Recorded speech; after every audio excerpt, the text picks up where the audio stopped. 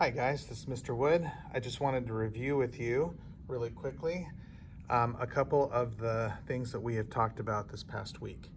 So the first one is to write the equation of a line that passes through a point and is parallel to another line. There are three steps to this. Step one is to get the slope. Now the nice thing is that when you are looking at a line that is parallel to another line, it means that the slopes of the two lines will be exactly the same. So we can just copy that slope straight over. So I know that the slope of my new line is also going to be 3 because it has to be exactly the same as the other line since they are parallel in this case. Step number 2 is to get the y-intercept. To get the y-intercept, we're going to use the equation y equals mx plus b. But instead of a y and an m and an x, we're going to plug numbers into those spots and then solve to figure out the b. So where do these numbers come from? Well, the m is our slope. M always stands for slope, and so we're going to put the 3 that we already figured out is our slope right here in this center spot right there.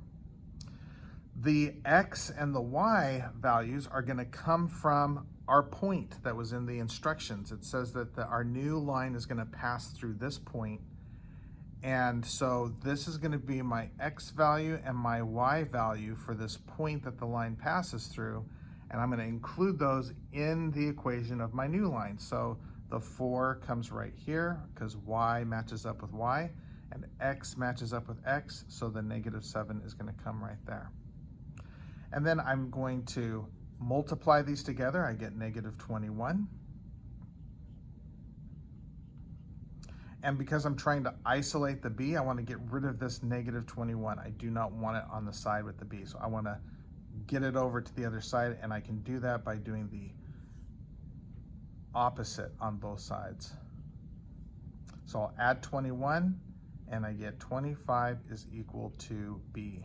Now that I know that my y-intercept is 25 and my slope is 3, I can do the final step, which is to write the equation by writing y equals 3x plus 25.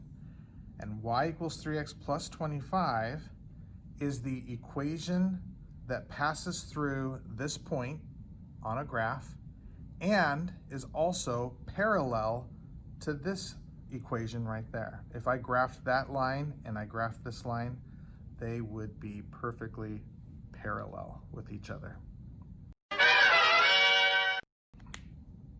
Okay, here is another example of something that we learned this week. This one says, write the equation of the line that passes through this point, 6, 1, and is perpendicular to y equals 3x minus 2. So in this case, we want to find the equation. We want to write the equation of the line that goes through this point and is perpendicular to this line. Now, parallel we just did, that's two lines that are equal distance from each other forever. They have the same exact slope. Perpendicular is when two lines cross each other at a 90-degree angle. So they don't have the same slope. In fact, their slopes are what we call opposite inverses of each other. And a great way to remember that is to just think of it as the flip and the switch. You're going to, for the slope part of this, step 1, the steps are all the same, still step 1, step 2, step 3, but this time instead of copying the slope from the other equation, I'll start by copying it down, but then what we're going to do is we're going to change it. We're going to take that 3 and we're going to flip it so it becomes 1/3. And then we're going to make it the opposite. Since this 3 in the original equation was a +3, we're going to make our new slope a negative. You have to do both of those things. You have to flip it and you have to switch it. If you only flip it or if you only switch it, that's not good enough. You'll get the wrong answer. So here we have our new slope. It is negative 1/3. And so now it's time to do this part where we're going to use these little slots here for y equals mx, and then we're going to keep the b just as a b. So again, this part is exactly the same as what we just did, and the numbers that I'm going to put into these spots here are coming from the point in our original. This is my x and my y. Let's do these first. So this 1, this that goes with the y value, is going to go in this spot because that's where the y goes. And the x, which is 6, is going to go right here where the x is. And then my new slope, not the original one, the one I changed it to, the opposite inverse, is going to go right in here. Okay? And now once again, we're going to multiply these two together. A negative 1/3 times 6 is a negative 2.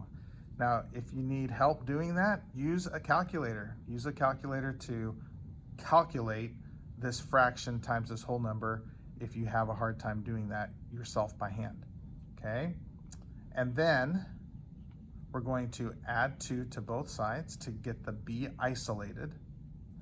And we get that b is equal to 3. So now I can take our new slope and our new y-intercept and put them together to write the equation y equals negative 1/3 x plus 3. And this is the equation that is perpendicular to that original equation, and this also goes through the point 6, 1.